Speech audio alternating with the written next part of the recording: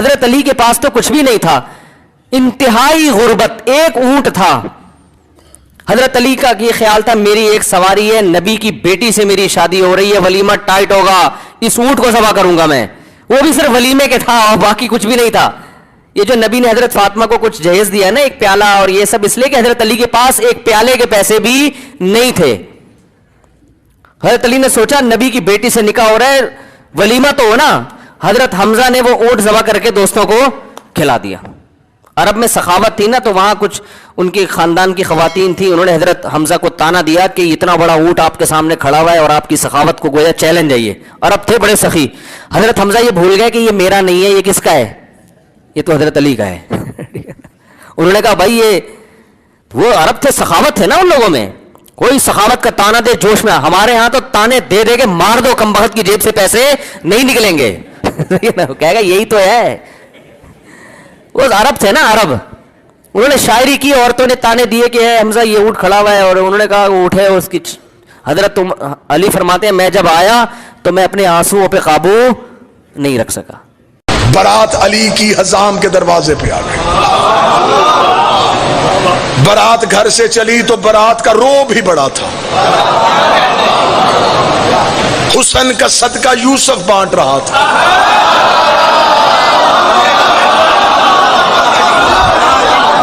برات کے رستے میں پانی چھڑکانے کا بندوبست اسے دیا جس کے قدموں سے اللہ نے زمزم کو نکالا تھا۔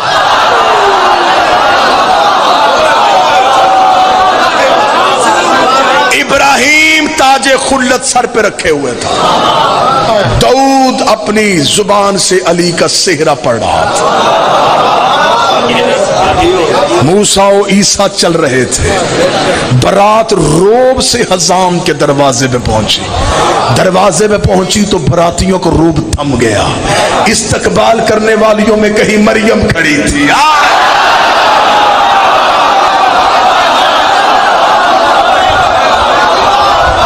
کہیں حوا کھڑی تھی، کہیں سارا کھڑی تھی۔ خود علی نے اپنا نکاح خود پڑھا۔ معصوم کا نکاح سوائے معصوم کے کوئی نہیں پڑھ سکتا۔ اللہ جانے ابو طالب کون تھا۔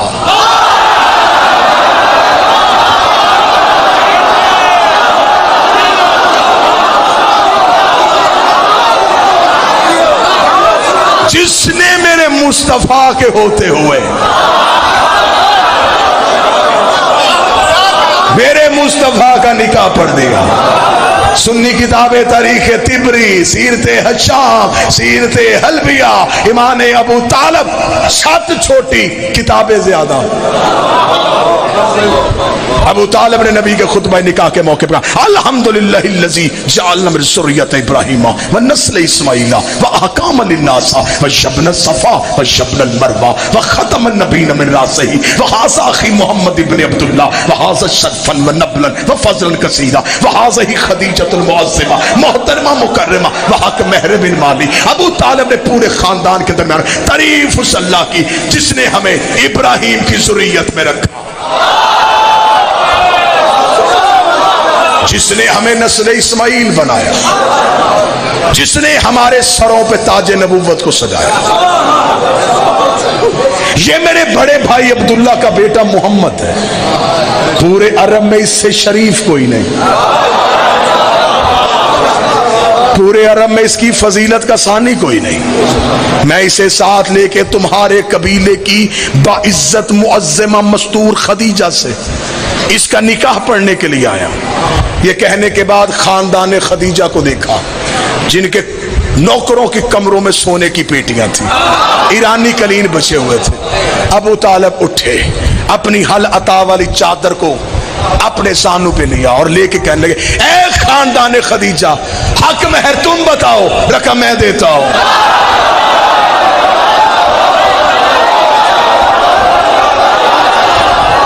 مولا کس خاندان سے کہہ رہا ہے؟ ان کے ایرانی قلین، ان کے ریشم و دیبا کے پردے، ان کی 80,000 اونٹ تجارت کریں۔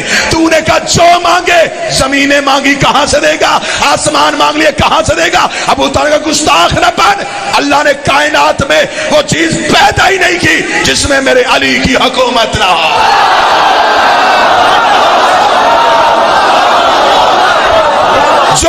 مانگے میں دوں.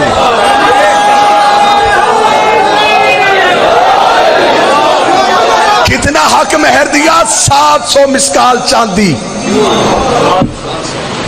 دینیات میں بچوں کو سوال دیتے ہیں مردوں میں سب سے پہلے اسلام کون لایا؟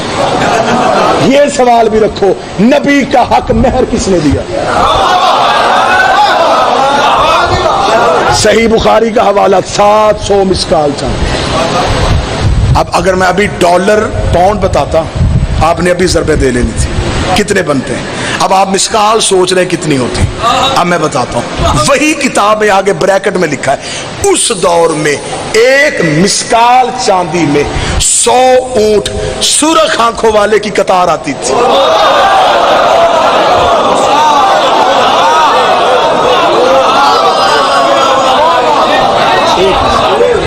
ابو طالب دیا 700. عربوں کو ابھی تک 100 اونٹ نہیں ملا.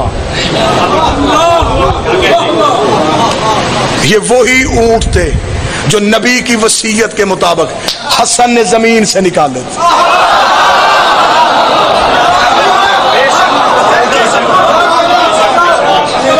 علی نے، اب مجھے سرکار عباس پڑھنے دو. علی نے خود نکاح پڑھا. ام البنین کی ڈولی دہلیز امیر پہ پہنچے. جس بندے نے سوال کیا نا غازی معصوم ہے کہ نہیں، کلیجہ سنبھال، میں تجھے غازی سناؤں.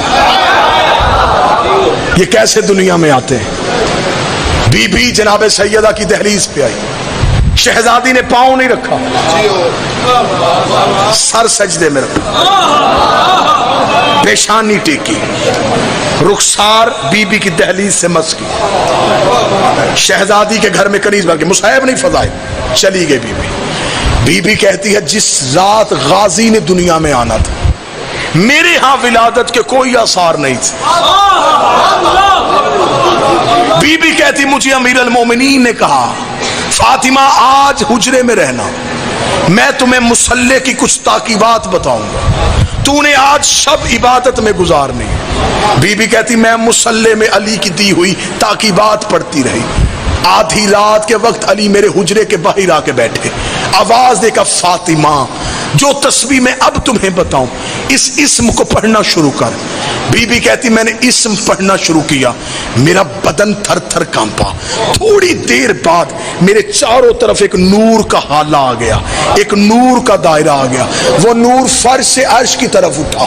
بی بی کہتی علی کی آواز آئی فاطمہ آسمان کی طرف دیکھ. بی بی کہتی میری نگاہیں عرش پہ گئیں، میرے عرش کے پردے ہٹ چکے تھے، میں کائنات کی ہر چیز دیکھ رہی تھی، میں عرش کے اندر دیکھ رہی تھی، حجابات ہٹ چکے تھے، میری نظریں حجاب غیبت میں تھی. بی بی کہتی میری نگاہیں وہیں پہ رکی تھی، یا مولا نے مجھے کہا اب اس اسم کو پڑھنا شروع کر دے. بی بی کہتی میں اسم پڑھتی گئی، آنکھیں بند کرتی گئی. بی بی کہتی ادھر میری تسبیح مکمل ہوئی، ادھر گود میں عباس مکمل.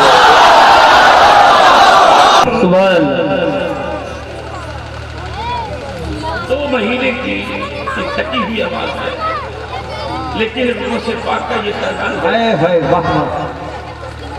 تو اس وقت اتنی آواز اٹھ رہی ہے. شیخ سماعت پھر پسو کو یتیموں کو سینے سے لگایا ہے، دنیا نے گرایا تھا آقا نے اٹھایا ہے. سبحان اللہ سبحان اللہ. ذرا درشی نعرہ تکبیر، نعرہ رسالت، مسلک اعلی حضرت، فیضان اعلی حضرت، جشن غوث الورا، فیضان اولیاء کرام حضرت علامہ قاری غلام نبی رامپوری، سرزمین منڈوا حسن پور. نعرہ تکبیر.